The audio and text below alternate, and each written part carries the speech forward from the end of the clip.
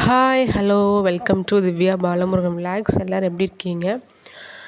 இன்றைக்கி பார்த்திங்கன்னா நான் பூஜை ரூமில் போடக்கூடிய கோலங்கள் நான் எந்த மாதிரியான கோலங்கள் போடுவேன், அதை எப்படி போடுவேன்றதை உங்கள்கிட்ட ஷேர் பண்ணிக்க போகிறேன்.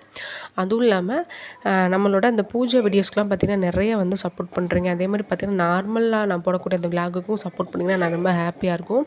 அந்த பூஜை வீடியோஸ்லாம் மேக்ஸிமம் கேட்குறது பூஜை ரூமை எப்படி மெயின்டைன் பண்ணுறீங்க அப்படின்னு சொல்லிட்டு. அதாவது எனக்கு பூஜை ரூம்னு சொல்லி தனியாக கிடையாது. நான் ஹால்லே பார்த்திங்கன்னா ஒரு சின்னதாக பெஞ்ச் மாதிரி போட்டு அதுக்கு மேலே தான் ஃபோட்டோஸ்லாம் வச்சு நான் சாமி கும்பிட்டுட்ருக்கேன். பெரிய பூஜை ரூம் இருந்தால் தான் நம்ம விளக்கெல்லாம் பொருத்தி சாமி கும்பிடணும் அப்படிலாம் கிடையாது. நம்மக்கிட்ட ஒரு செல்ஃப் இருந்தால் கூட போதும், சின்னதாக ஒரு செல்ஃப் இருந்தால் கூட போதும். அதிலே கூட நம்மளால் முடிஞ்ச அளவுக்கு சாமி ஃபோட்டோஸ்லாம் வச்சு நம்ம விளக்கு ஏற்றி சாமி கும்பிட முடியும். நம்ம எந்த இடத்தையும் நம்ம எப்படி வச்சுருக்கோம், எப்படி மெயின்டைன் பண்ணுறோம் அப்படின்றது ரொம்ப முக்கியம். ஸோ அதனால் பார்த்திங்கன்னா முடிஞ்ச அளவுக்கு நீங்கள் பூஜை ரூமில் இந்த மாதிரி குட்டி குட்டி கோலங்கள் போட்டுக்கோங்க. நான் இப்போது போட்டுட்ருக்கிற கோலம் பார்த்திங்கன்னா ஐஸ்வர்ய கோலம். காமனாகவே பார்த்திங்கன்னா பூஜை ரூமில் நிச்சயமாக எல்லார் வீட்லேயுமே பூஜை ரூமில் இருக்க வேண்டிய கோலம் பார்த்திங்கன்னா இந்த ஐஸ்வர்ய கோலம் தாங்க. இது பார்த்திங்கன்னா மகாலட்சுமிக்கு மட்டும் கிடையாது, சிவன், பார்வதி, விஷ்ணு அப்படின்னு சொல்லிட்டு எல்லா சாமிக்குமே பிடிச்சமான கோலம். இந்த கோலத்துக்குன்னே பார்த்திங்கன்னா தனியாக மீனிங்ஸே இருக்குது. நானே கூகுளில் பார்த்து தெரிஞ்சதுக்கப்புறம் தான் பூஜை ரூம்லேயே இந்த மகாலட்சுமி ஐஸ்வர்ய கோலம் போட ஆரம்பித்தேன். ஸோ அதனால் பார்த்திங்கன்னா நீங்கள் கூகுளில் போய் செக் பண்ணாலே உங்களுக்கு தெரியும். இந்த கோலம் எப்படி போடணுன்றதை நான் இப்போ ஸ்லோ மோஷனில் தான் உங்களுக்கே காமிச்சிட்ருக்கேன். ஃபஸ்ட் டைம் நீங்கள் போடுறப்ப கொஞ்சம் உங்களுக்கு கன்ஃபியூஸ் ஆகிற மாதிரி இருக்கும். ஸோ 2-3 டைம் நீங்கள் நார்மலாக நோட்டில் பென் யூஸ் பண்ணி போட்டு பார்த்துட்டு அதுக்கப்புறமா நீங்கள் பூஜை ரூமில் போட்டிங்கன்னா ரொம்ப சிம்பிளாக இருக்கும். ஸ்டார்டிங்கில் மட்டும்தான் உங்களுக்கு கஷ்டமாக இருக்க மாதிரி இருக்கும். அடுத்து நீங்கள் போட போட பார்த்திங்கன்னா உங்களுக்கே ரொம்ப ஈஸியாக இருக்குங்க. முக்கியமாக நீங்கள் வீட்டில் பூஜை ரூமில் கோலம் போடுறீங்க அப்படின்னா ஒன்லி அரிசி மாவு யூஸ் பண்ணி தான் கோலம் போடணும். அதுவுமே பார்த்திங்கன்னா ரெடிமேட் அரிசி மாவு யூஸ் பண்ணுறதுக்கு பதிலாக நம்ம பச்சரிசியை நல்லா ஊற வச்சு அதை அரைச்சி அதுலேருந்து மாவு எடுத்து நம்ம ஃப்ரெஷ்ஷாக அப்படி கோலம் போடுறதுல இன்னுமே நல்ல ஒரு வைப்ரேஷன் கிடைக்கும். முடிஞ்ச அளவுக்கு நீங்கள் அப்படி ட்ரை பண்ணுங்கள். அதுவுமே இந்த அரிசி மாவு ஊற வச்சு நம்ம ரொம்ப நாள் எப்படி ஸ்டோர் பண்ணலாம் அப்படின்றதே கூட நான் ஒரு தனியாக வீடியோ போட்டிருக்கேன். அதை கூட நீங்கள் செக் பண்ணி நீங்கள் அதே மாதிரி ஸ்டோர் பண்ணிட்டீங்க அப்படின்னா உங்களுக்கு வேணுன்றப்பெல்லாம் நீங்கள் எடுத்து யூஸ் பண்ணிக்கலாம். அப்படி இல்லாத பட்சத்துக்கு நீங்கள் கடையில் அரிசி மாவு இருக்கு இல்லையா, ரெடிமேட் அரிசி மாவு வாங்கி வச்சுக்கோங்க.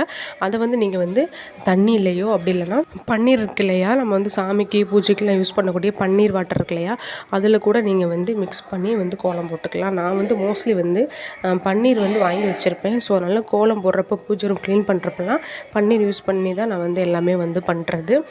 நான் என்னோடய பூஜை ரூமே பார்த்திங்கன்னா ரொம்ப குட்டியானதுன்றால சென்டரில் நான் ஐஸ்வர்ய கோலம் போட்டிருக்கேன்.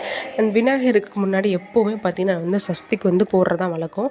அந்த சஸ்திக்கு ஏன் போடுறோம், அதனால் என்ன பெனிஃபிட்ன்றதை நான் ஆல்ரெடி முன்னாடியே ஒரு வீடியோவில் சொல்லியிருக்கேன். நீங்கள் அதை கூட செக் பண்ணி பார்த்துக்கலாம். அதே மாதிரி பார்த்திங்கன்னா கார்னரில் மகாலட்சுமி ஃபோட்டோ வச்சுருப்பேன். அதில் மகாலட்சுமியும் குபேரனும் சேர்ந்த மாதிரியான ஃபோட்டோ அப்படின்றனால நான் குபேரன் கோலம் அந்த மகாலட்சுமி ஃபோட்டோக்கு நேராக போட்டிருப்பேன்.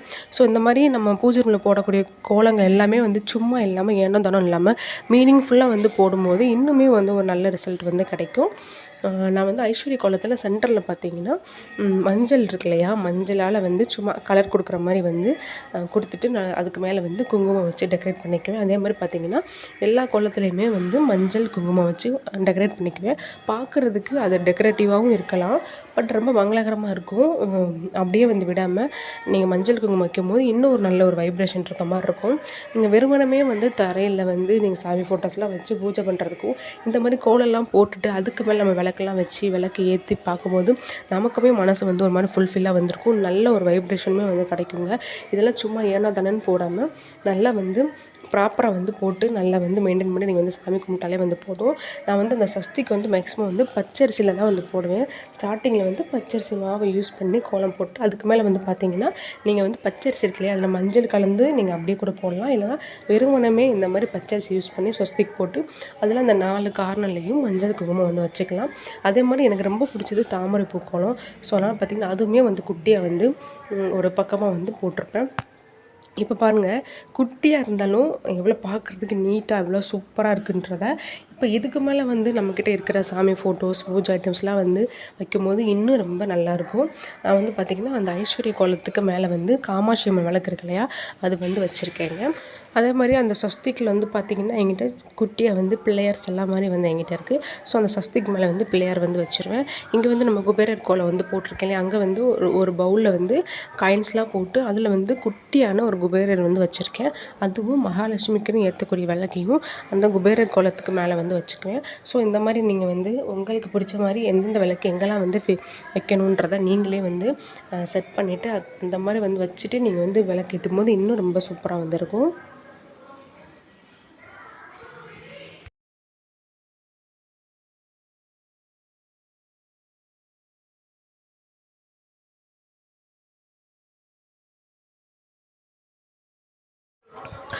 இப்போ நான் எல்லாமே பார்த்திங்கன்னா செட் பண்ணிட்டேங்க. ஃபோட்டோ சிலையெல்லாம் எங்கெங்கே இருக்கணுமோ அங்கெல்லாம் வந்து நீட்டாக வந்து அரேஞ்ச் பண்ணி வச்சுட்டு அப்படியே வந்து பார்த்திங்கன்னா ஃபோட்டோஸ்க்கும் சிலைக்குமே வந்து பூவுமே வந்து போட்டு முடிச்சிட்டேன். இப்போ பார்க்குறதுக்கு எப்படி இருக்குன்றதை நீங்களே வந்து பாருங்கள். அவ்வளோ சூப்பராக அவ்வளோ மங்களகரமாக இருக்குது. இப்போ அப்படியே வந்து நம்ம வந்து விளக்கு வந்து ஏற்றிடலாங்க. விளக்கு ஏற்றுனதுக்கப்புறம் பார்த்திங்கன்னா அந்த கோலம் அந்த விளக்கோட ஒளி எல்லாம் சேர்ந்து ஒரு நல்ல பிரகாசமாக வந்து இருக்குது. நமக்குமே வந்து பார்த்திங்கன்னா பார்க்குறதுக்கு ரொம்ப சூப்பராக இருக்கும். பூஜை ரூம் வந்து நீட்டாக இல்லாமல் நீங்கள் வந்து விளக்கு பொருத்துறது நீங்கள் பூஜை ரூமை நல்லா நீட்டாக வச்சு விளக்கு பொறுத்துறதுக்கும் உங்களுக்கே வந்து டிஃப்ரென்ஸ் வந்து தெரியும். என்னை பொறுத்தவரைக்கும் பார்த்திங்கன்னா எவ்வளோ பெரிய பூஜை ரூமாக இருந்தாலும் சரி, இடம் இருக்கோ இல்லையோ இருக்கிறதுல நம்ம நீட்டாக வந்து அரேஞ்ச் பண்ணி வச்சு அது அப்பப்போ வந்து டஸ்ட் இல்லாமல் ஃபோட்டோஸு அண்டு அந்த சிலைகள்லாம் வந்து எல்லாத்துலையும் இருக்கக்கூடிய டஸ்ட்டெல்லாம் எடுத்துகிட்டு அப்பப்போ க்ளீன் பண்ணி நம்ம இந்த மாதிரி நீட்டாக பண்ணும்போது பூஜை ரூம் வந்து எப்போவுமே நல்லா மங்களகரமாக வந்து இருக்கும். அதே மாதிரி பூஜைக்கு யூஸ் பண்ணுற அந்த வெசல்ஸு பூஜை ஐட்டம்ஸ்லாம் பார்த்திங்கன்னா அப்பப்போ வீட்டில் ஒன்ஸாவது வந்து நீட்டாக வந்து க்ளீன் பண்ணிவிடுங்க. அப்படியே வந்து நீங்கள் க்ளீன் பண்ணாமல் ஏற்றும் போது அந்த விளக்குலாம் வந்து பார்த்திங்கன்னா பச்சை பிடிக்க வந்து ஆரம்பிச்சிடும். ஒரு மாதிரி இந்த பாசி மாதிரி படிஞ்சு அந்த விளக்கே வந்து பார்த்திங்கன்னா பார்க்குறதுக்கு நல்லாவே இருக்காதுங்க. ஸோ அதனால் பார்த்திங்கன்னா வீக்லி ஒன்ஸாவது வந்து பூஜைக்கு யூஸ் பண்ணுற எல்லா ஐட்டம்ஸுமே நீட்டாக வந்து க்ளீன் பண்ணி வந்து வச்சு வீடியோவை வந்து நீங்கள் ஸ்டார்டிங்லேருந்து எண்டிங் வரைக்கும் பார்த்ததுனால வந்து புரிஞ்சிருக்கும். எக்ஸ்ட்ரா கேர் எடுத்து பார்க்குற அளவுக்கு என்னோடய பூஜை ரூமில் ஒன்றும் கிடையாதுங்க.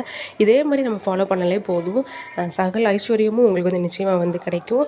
ஸோ அதனால் பார்த்திங்கன்னா உங்கள்கிட்ட என்ன இருக்கோ அதை யூஸ் பண்ணி நீங்கள் வந்து சாமி கும்பிடுங்க. அதுவே வந்து நிறைவாக வந்து இருக்குங்க.